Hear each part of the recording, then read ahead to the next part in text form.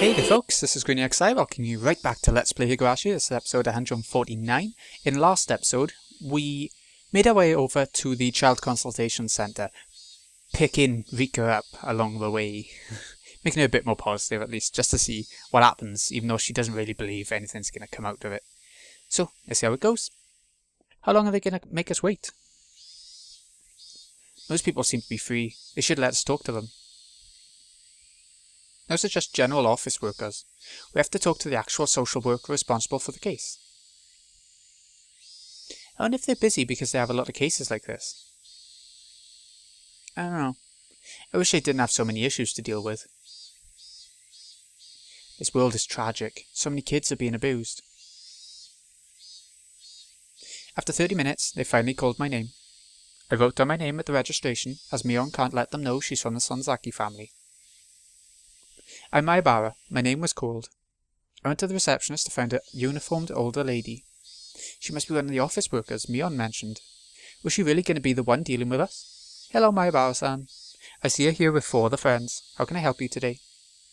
The only thing I wrote on the registration was that I wanted to talk about Sadako Hojo. Well, we're here to talk about Sadako Hojo's case. Chie-sensei from the Hinamazawa branch school called and made a report yesterday. We would like to discuss the case. You her friends? Yes. We're her classmates. Would you please give me a general summary of what you wish to discuss? I heard that you guys put a hold on it because you determined that there wasn't any abuse happening. So we've come here today in order to explain Sadako's situation in more detail. I see. Please wait a few more minutes. That was it from her then. A real social worker should be coming here to talk with us. She was just asking us basic information. With that done, she was talking on the phone and explaining to someone what I just told her. What did she ask? She asked me why I was here. She told me to wait for a few more minutes. I hate waiting like this. Are those posters and advertisements you've been reading that interested me? I see lots of flyers about abuse. I guess we came to the right place. Report the abuse before it escalates. Check out that slogan. Check it out. There's a bunch of posters with slogans like that in here. I guess that's what the Child Consultation Centre is for. Is there any help if it's inside the building, though? Rika-chan was right. They should be posting them all over the city, not just inside the building. Maibara-sama, thank you for waiting. Please go to room number 2. It's our turn now. Let's go! As we walked, we soon saw rooms numbered 1 through 3. I thought we were going to be talking at the counter, like you do at the bank. But they have individual rooms. Or private, I guess. I guess it's for privacy reasons. Most of the people who come here don't want other people listening to their conversation. I think abuse might be increasing because people try to keep the issue quiet. People tend not to talk about their family issues. Room number 2. It's this one. As I knocked, I heard the voice of a lady tell me to come in. Hello. It was a very small room. Well, I should say it was narrow. It wasn't wide, but it was very long. There was a counter in the middle, which split the room into 2. The lady was sitting on the other side of the counter. She told us to take a seat, but there were only 2 chairs. I sat down since we registered under my name.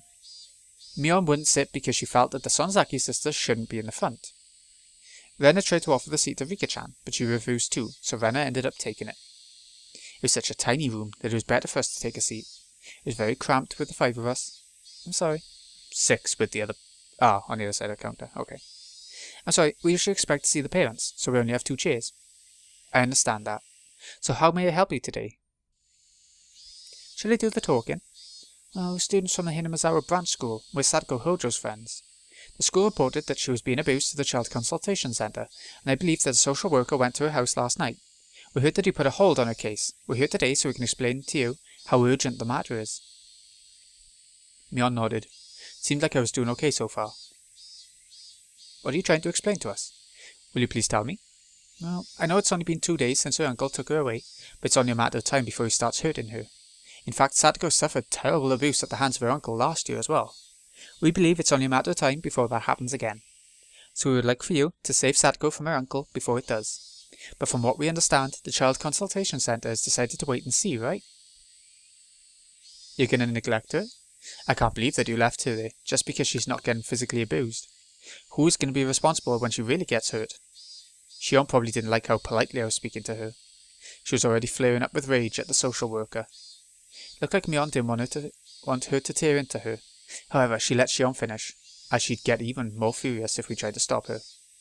The lady seemed to be used to people losing their temper, and she continued without reacting to Shion's outburst.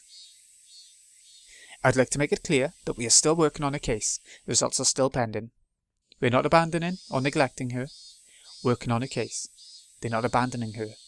They're currently reviewing options, I suppose. While the mature phrasing made me start to think it might be rude and harsh to say they were abandoning her, Renna quietly opened her mouth. But he left her there without doing anything last night. No one can ever fool Renna. Taking their time to review options was the exact same thing as abandoning her. The fact is, they left her in that house without taking any actions to prevent her from being abused. We sent a social... Excuse me. We sent a social worker to her house and they met with her guardian. We cannot talk about the case any further for privacy reasons. However, we are not neglecting her. We are going to look after her and her father so they can have a healthy life together. Her father? He's not her father. He's her uncle. You sure you really did an investigation? Excuse me. You're correct. They're uncle and niece. Anyway, we'll be directing them so guardian and child can form a healthy relationship. Shiona pounced on a mistake immediately. I didn't think she needed to be so snappy, but at this point I was starting to understand how different their sense of urgency was from ours. Well, excuse me, but Satoko was living a happy life before, without any support from her uncle. First of all, her uncle disappeared from her life for a full year prior, and now he's returned and kidnapped her away. Isn't that a crime? It wasn't a kidnapping. It's the law that a child must live with their guardian appoints them to live. According to Article 821 of the Constitution, the legal guardian of a child is... He neglected Satoko for 1 year. How can he still be considered her guardian? Shion. That's what the court decided when her parents died of the curse of Oyoshiro-sama. You serious? That guy's her legal guardian? Yes. I don't know the specific article of law it's written in, but minors must abide by their guardians. In other words, every child has a guardian. They have to have one. That's Article 818 of the Civil Code. When Satoko's parents died, her uncle and aunt automatically became her guardians. Yep, the closest relative gets custody. It seems her aunt and uncle were Satoko's only relatives. If Satoko and Satoshi refused them, they could have had a different guardian though. But they were the children of the Hojo family, the enemy in the dam conflict. No one was going to take care of them. They were different from Rika-chama. Lots of people wanted to be her guardian, but Father Kamiyoshi got custody of her. I knew that the Hojo family was in favour of the dam project, and the whole village hated her family for that reason. But I thought everything was over after they cancelled the project and Satoko's parents died. Was I aware of the difference? The difference between how the villagers treat Satoko and how they treat Rika-chan? The villagers don't abuse Satoko like her uncle. But maybe there were small thorns left in the village, and they were stinging Satoko occasionally. I can't say this too openly, but Satoko's family had more assets than her uncle's, and by becoming her guardians, they gained control over those assets. That's why they shamelessly took over Satoko's home. Do you know where they used to live? It was this ridiculously tiny place. That's horrible. But this guardian neglected Satoko-chan for over a year, right? Can he still claim custody of her? Can he? Well, in Part 4, Chapter 4 of the Civil Code, there are provisions for the loss of custody. The lady opened a thick book on the counter and showed us that page. I didn't completely understand what it says on there, but it seemed that the parent can lose custody when they're being irresponsible. So, the law can take away the right to be someone's guardian. Wait a minute, it says something about court. Let me see. At the behest of the child's relatives or public prosecutor, the family court may make a ruling for the loss of parental authority. What the heck is this? So we'd have to sit around and wait for a family court's ruling before you can lose custody? That's too slow. Well, if something urgent happens, we can temporarily protect her under our custody. We will also need approval of the family court in that case. Here, Article 834 for the loss of parental authority. Doesn't this apply to Teppei Hojo? It is a fact that the guardian, Teppei Hojo, abandoned his responsibilities as a guardian for over a year. What's the centre's opinion on that? I can't answer for privacy reasons, but the centre requested an explanation on that matter as well. And you accepted his explanation, so you decided to wait and see? Like I've mentioned, we are currently working on this case. The safety of the child is our #1 priority, and we will make sure that she will have a healthy lifestyle and a safe environment. We weren't on the same page at all. They just weren't understanding the urgency. I've never met this type of guy. I only know about the situation based on what my friends told me about last year, and what Chase Sensor told us, but I still understood very well. I understood that something really bad was going to happen if we didn't take any action right now. She was being abused by her uncle and aunt last year too. You're sure that the same uncle can take care of her? You still have the records from last year, don't you? I can't discuss her past record with you for privacy reasons, but we're taking everything into consideration. This is repeating itself quite a bit. She didn't come to school yesterday, and she didn't come today either. He called the school and told them that she has a cold, but don't you think it's a bit odd that she hasn't come to school since he showed up? That's true, but then she really might be sick. I think we should keep our eyes on her and see what happens. We just know that Sadako doesn't want to be with her uncle. Her uncle is forcing her to stay with him. Our social worker spoke with the child and made their decision after doing so. So that's it, isn't it? Are you not taking this case seriously because she made a false report long ago? I can't talk about that for privacy reasons. We're taking everything into consideration. Sadako is telling you that she's not being abused because she feels guilty about her brother, Satoshi. She may have told you that she's not being abused, but I don't believe that statement. Do you know that people can lose the will to seek help when they have depression? Stop making excuses and hurry up and save Sadako. I'm not going to forgive you people if something happens to her. You'll end up hurt if you don't do something about this while I'm still asking politely.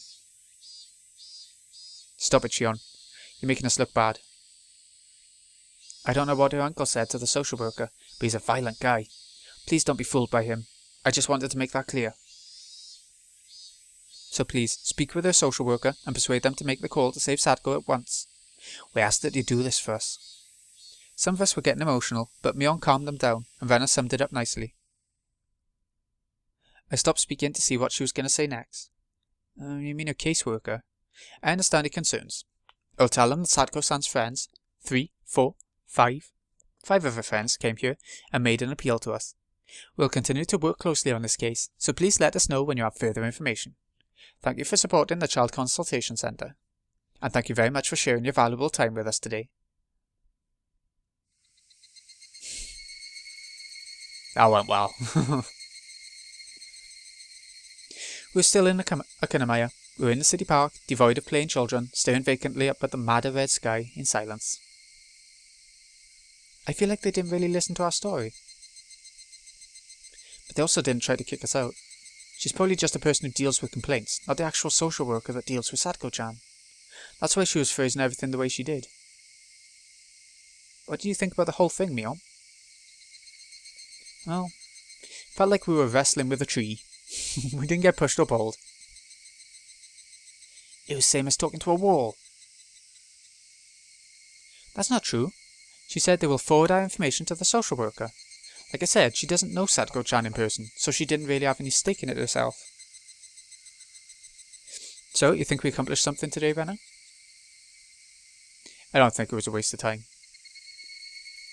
But I don't think our passion will be understood by the actual person who's working on the case. Should just tell them that Sadako Hojo's 5 friends came and requested for them to take her under their custody. What about the social worker? Can't we talk to that person directly? I don't know. I heard it's a very tough job. I think it'd be difficult for us to meet him or her in person. Someone even threatened to hurt them if they didn't do anything while she was still asking them politely. According to Mion, there are lots of problematic clients who show up at the Child Consultation Center. It's not a rare thing for them to get an aggressive visitor like Shion. It's so difficult to tell them how passionate we are. They might treat us coldly if they took our passion for simple anger. Oh my god. I thought you were used to talking with government officials, Mion. Can't you talk to them instead of me? It's not that she's good at talking. They just listen to her because she is Mion Sonzaki. You saw how they treated us today. If she announced herself as a Sonzaki, we wouldn't have been in such a small room. We would have been speaking to the manager in a reception room, right? Mion gave a vague smile and didn't comment. Mion's greatest weapon is her family name. Without that weapon, she's just as ordinary as the rest of us. I shouldn't be thinking about this. But if the Sonzaki family forgave Sadako's family, it would be really easy for them to save her. So the Sonzaki family still hates the Hojo family.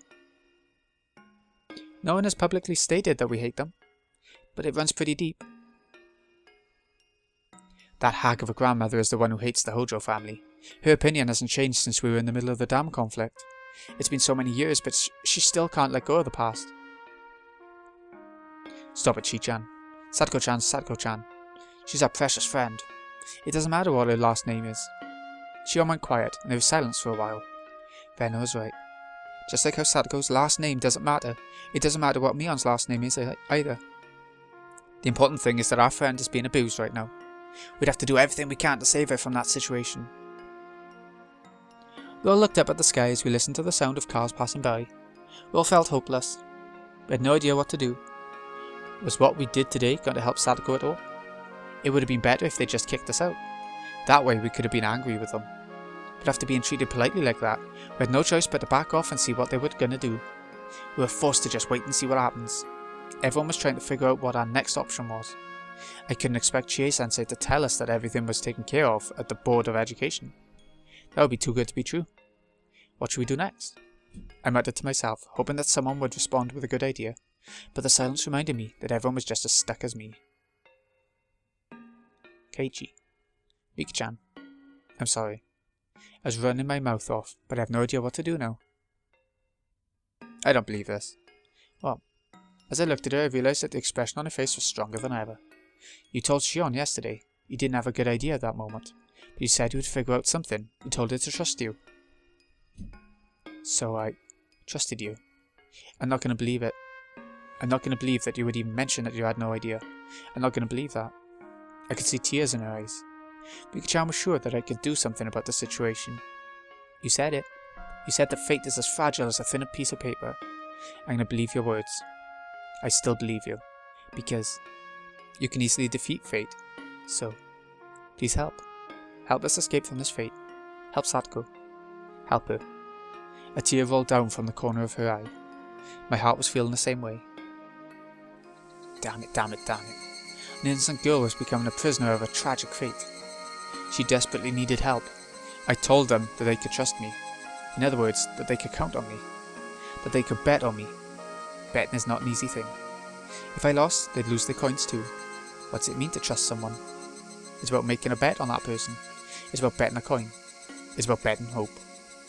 Trusting someone is tantamount to placing your hopes in them. I told Shion yesterday. I told her to trust me. I didn't say it just because. I knew that those words meant something very serious. But now after betraying Rika-chan and seeing her tears, I finally realised just how serious it is. I looked at Shion. She was in a rage again. Mion tried to calm her down, but she didn't have any ideas either. How about Rena? She's always very reliable in a situation like this. I expected to see her strength. However, Rena also looked depressed. We didn't even know if what we did was a meaningful thing. Rena looked down with a devastated expression on her face, since she couldn't come up with another option either. Damn it, I have to do something for them. Rena's blue fire will melt iron. Mion can be strong when the wind's in our favour. Shion's the same way. They will move forward strongly when the wind is backing them up, but they grow weak when the wind is blown against them. Despite the whole situation, Rika-chan still believes in us. She believes that we can do something if we all come together. That's right, we all agreed. We said to each other that we can make a miracle happen if we all work together. What am I? If Rena's the blue fire, I'm the red fire. I burn brightly and give strength to everyone. That's right, I'm Keiichi Maibara. I am the magician of words. I have to motivate everyone. The blue fire won't light up unless the red fire does too. When the fire's lit, there'll be wind. Mion and Shion will become stronger too. Thank you. You just made me realise something, Rika-chan. Now the flames inside me are really starting to blaze. Keiichi, we can't give up now. We're members of the strongest club ever. Nothing can stop us when we get together. I can't become depressed over a small thing like this. Rika-chan woke me up. I just realised how serious it is to have people trust in me. Rika-chan knew our personalities well, and she figured out just who she should motivate first.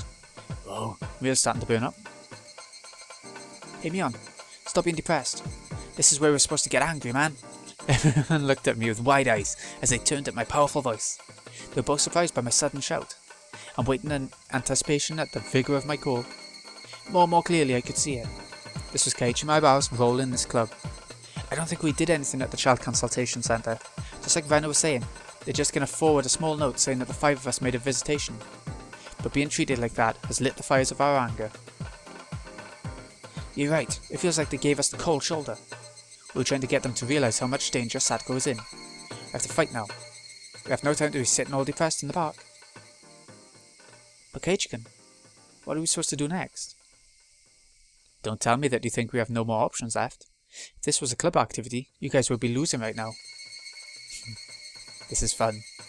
I was feeling depressed too, but now I've got a burning passion in my heart. I felt like I was cheering myself up. Why was I being so sad? If I wanted to save Sadako, I had no time to rest. This was like the final seconds, the last round in a boxing match where we were at a disadvantage. If I stand here stupefied, I'll lose by indecision, so the only option is to press the attack. Was I supposed to give up just because I couldn't knock out the opponent with one punch? No. If I couldn't take him out in one, I'd have to throw 2 or 3 punches. I'd have to try until I could finally knock him out. You're saying that we're gonna go there tomorrow? Close, but not exactly. I have no idea what's on your mind. But it sounds very interesting. It isn't like our club to cry ourselves to sleep. We need to turn this headwind around. Yes, Mion's getting her willpower back too. That's right, I agree with Keiichi-kun. I'm ashamed that I was so depressed. Let's fight. What exactly are you trying to do? Remember everyone, that lady really pissed us off today, but she also told us what our next option is. She never thought she was giving us a hint. She made a huge mistake. On top of that, the next option is something that I'm really good at. Oh, okay. Ending things off there. No real hint. I don't think. But what we're going to be doing next.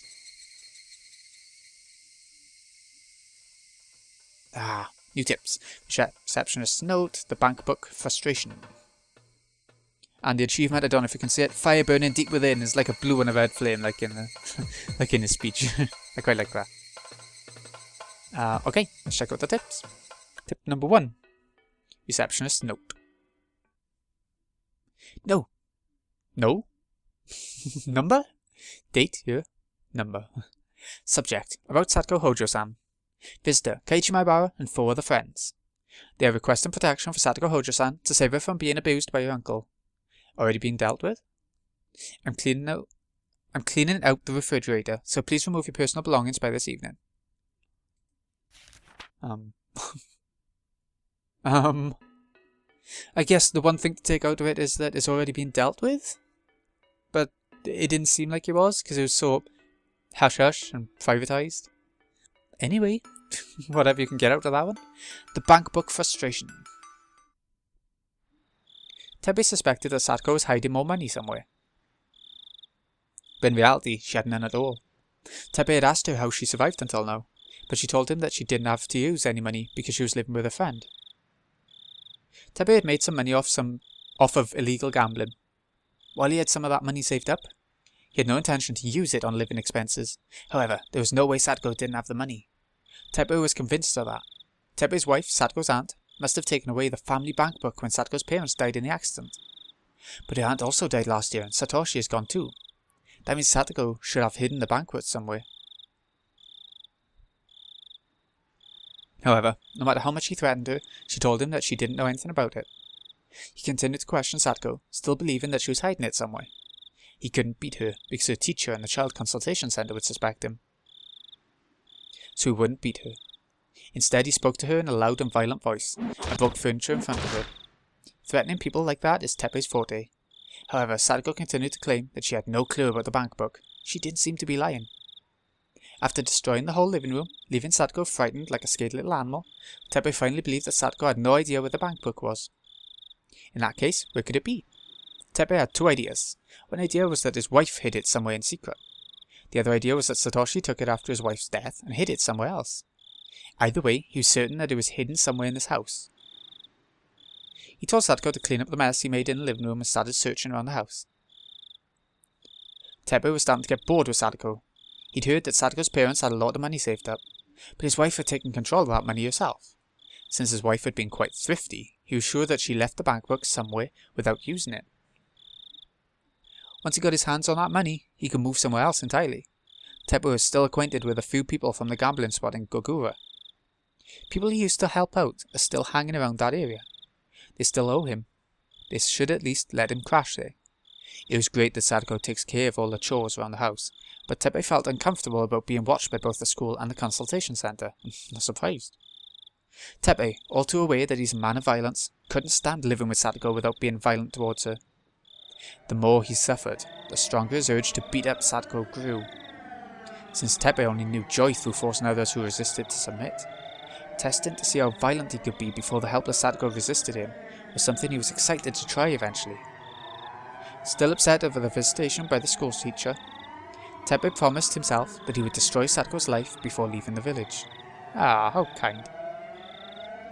So okay, we're seeing that he definitely is a complete wanker, and I guess that's why we got out of that tip. Nothing really that new out of those two, except that he's looking for money. Out of those, yeah. I don't know. Maybe I'm missing something, I don't think so. Let's save. Yeah. End of chapter 6. So, this has been GreenyXI. I hope you've enjoyed. Thank you so much for watching. I'll see you again in a bit when we get to see what Kaiichi has in mind for chapter 7. In a bit, folks.